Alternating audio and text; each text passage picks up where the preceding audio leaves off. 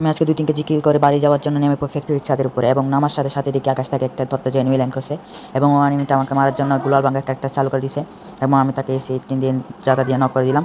এদিকে আমার টিমমেট টিনোটা মরে বুথ হয়ে রয়েছে এবং নিচে দিকে ফ্যাট চলতেছে এবং আমি এখানে একটু চুপে চুপে ফিন্টিংয়ের ওখানে গিয়ে বসে থাকবো।